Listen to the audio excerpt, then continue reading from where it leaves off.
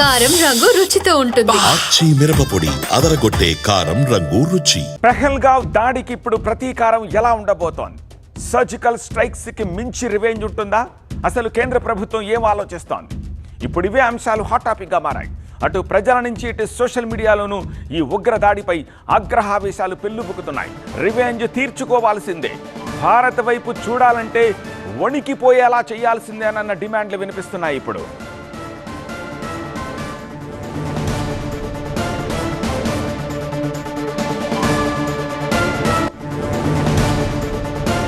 పెహల్గాం ఉగ్రదాడిపై దేశం రక్తం మరుగుతుంటే ఉగ్రవాదుల వెన్నులో వణుకు పుట్టించేలా సంచలన వ్యాఖ్యలు చేశారు కేంద్ర మంత్రి రాజ్నాథ్ సింగ్.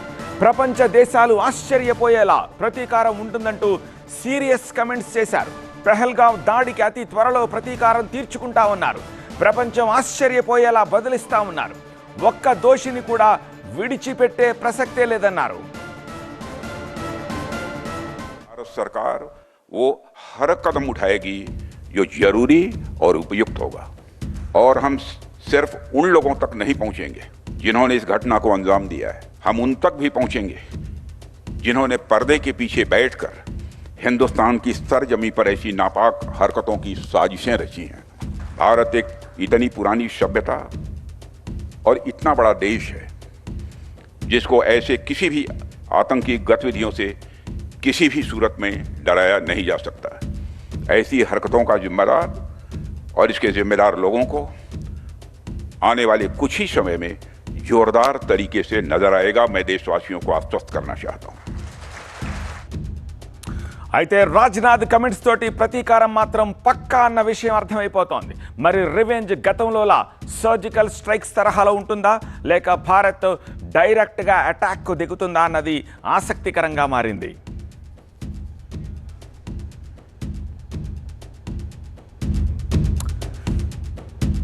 గతంలో భారత్ ఇలాంటి సందర్భాల్లో ప్రతీకారం ఎలా తీర్చుకుంది ఒకసారి చూద్దాం. 2019లో ఫిబ్రవరి 14న పుల్వామాలో సిఆర్పిఎఫ్ కాన్వాయ్ను లక్ష్యంగా చేసుకుని ఉగ్రవాదులు జరిపిన దాడిలో 40 మంది జవాన్లు వీరమరణం చెందారు. ఆ దాడికి ప్రతీకారంగా అదే ఫిబ్రవరిలో 26న సర్జికల్ స్ట్రైక్స్ తోటి పాక్పై అటాక్ చేసింది భారత్. పాక్ భూభాగంలోకి వెళ్ళి మరి సుమారు 50 మంది ఉగ్రవాదులను మట్టుబెట్టింది. అంతకుముందు 2016లో సెప్టెంబర్ 18న ఊరీ సెక్టార్లోని ఆర్మీ బ్రిగేడ్ హెడ్ క్వార్టర్స్పై 4 ఉగ్రవాదులు భారీ ఆయుధాలతో దాడికి తెగబడ్డారు. ఈ దాడిలో 19 మంది సైనికులు అమరులయ్యారు. ఈ దాడి తర్వాత భారీ రివెంజ్ ప్లాన్ చేసిన భారత్ వైమానిక దాడితోటి వందలాది మంది ఉగ్రవాదులను హతమార్చింది. దీంతో పెహల్గావ్ దాడికి ప్రతీకారం ఎలా ఉండబోతోంది, మోదీ సర్కార్ ఏం ఆలోచిస్తోందన్నది ఇప్పుడు చర్చనీయాంశమయ్యింది. ఇటు పాక్పై కూడా వ్యూహాన్ని భారత్ అమలు చేసే అవకాశం ఉంది. ఉగ్రవాదులను పెంచి పోషిస్తూ భారత్పై కవ్వింపులకు దిగుతోన్న పాక్ను ప్రపంచ దేశాల మద్దతుతో ఏకాకిని చేయాలన్న ప్లాన్ సిద్ధం చేస్తున్నట్టుగా తెలుస్తోంది. ఈ Pahalgam ఉగ్రదాడిని America, Russia, China, Sri Lanka, Italy, Israel, France, Germany, Australia సహా పలు దేశాలు ఖండించాయి. ఉగ్రవాదుల ఏరివేతకు ఉగ్రవాదాన్ని పెంచి పోషిస్తోన్న దేశాలపై పోరాటంలో మద్దతుగా ఉంటామని ప్రకటించాయి. దీంతో ప్రపంచ దేశాల సపోర్ట్ తోటి పాక్ను ఒంటరి చేసే అవకాశం కనిపిస్తోంది. One thing is sure, revenge పక్కా. అది ఎలా ఉంటుంది అన్నదానికే ఇప్పుడు లెక్క తేలాల్సి ఉంది. ఆ లెక్క ఏమిటన్నది తెలియాలంటే మనం కాస్త వేచి చూడాల్సిందే అనిపిస్తోంది.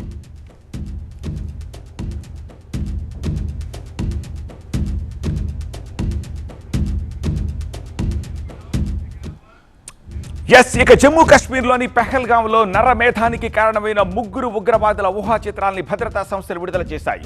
కాల్పులు జరిపింది ఆసిఫ్ ఫౌజీ, సులేమాన్ షా, అబూ తల్హా అని నిర్ధారణకు వచ్చారు. మూసా, యూనిస్, ఆసిఫ్ అనే కోడ్ నేములు కూడా వీళ్లకు ఉన్నట్టు గుర్తించారు. ఉగ్రదాడి నుంచి బయటపడ్డ ప్రత్యక్ష సాక్షులు చెప్పిన వివరాల ప్రకారం ఊహా చిత్రాల్ని విడుదల చేశారు. ఉగ్రవాదులను హతమార్చేందుకు భయంకర దాడి వెనుక ఉన్న క్రూరమైన ప్రణాళికను వెలికితీసేందుకు భద్రతా సంస్థలు అన్ని రకాల ప్రయత్నాలు ముమ్మరం చేశాయి. ఇప్పటికే పాక్కు చెందిన లష్కరే తోయిబా అనుబంధ సంస్థ ద రెసిస్టెన్స్ ఫ్రంట్ అటాక్ చేసింది తామేనని ప్రకటించుకుంది. ఈ క్రమంలో ఉగ్రవాదులను పట్టుకునేందుకు ఈ స్కెచ్లు కీలకం కానున్నాయి. ఎవరైనా కనిపిస్తే తమకు సమాచారం ఇవ్వాలంటున్నాయి భద్రతా సంస్థలు.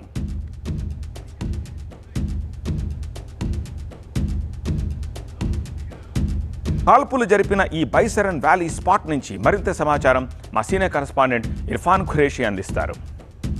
कश्मीर घाटी के पहलगाम इलाके में हुए आतंकी हमले को लेकर टीवी ने भारतवर्ष लगातार भारतवर्ष को सटीक और सबसे पहले जानकारी देता आ रहा है.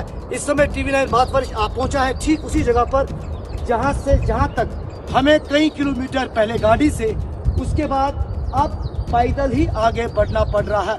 यहाँ देख सकते हैं ये केबल यहाँ पर चेयर्स के लिए भी बिछा हुआ है जो ऊपर तक सैलानी को ले जाता है. लेकिन अमूमन ये रास्ता है, इस तरफ मेरे कैमरा पर्सन दिखाएं, ये रास्ता है जहाँ से जो सैलानी है वो ऊपर जाकर ठीक उसी पिकनिक स्पॉट पर बाइसरन का ये इलाका है और आगे वो पिकनिक स्पॉट है जहाँ पर आतंकियों ने सैलानियों को सॉफ्ट टारगेट बनाया और अंधाधुंध उन पर फायरिंग की. इस हमले में 26 लोगों की जान चली गई, कई घायल हैं. ये देख सकते हैं पूरा जंगल का इलाका है, टफ टेरेन है. यहाँ पर रेस्क्यू पहुँचना और इवैक्यूएशन करना बहुत ही चुनौती भरा है क्योंकि हाई ऑल्टीट्यूड का और जंगल का इलाका है. देश के गृह मंत्री यहाँ तक चॉपर से आए, यहाँ जायजा लिया पूरे इलाके का और आगे जो पिकनिक स्पॉट है जहाँ पर ये वारदात अंजाम दी वहाँ तक वो गए और इस पूरे इलाके में चॉपर से ही लगातार कॉम्बिंग ऑपरेशन किया जा रहा है. इस तरफ मुर्तजा थोड़ा कैमरा घुमाते हुए आपको दिखाएं, ये है पहलगाम का मेन टाउन और वहाँ से आते हुए कई किलोमीटर की दूरी पर जो है यहाँ हम पहुँचे हैं. अब लगातार पैदल ही आगे बढ़ रहे हैं.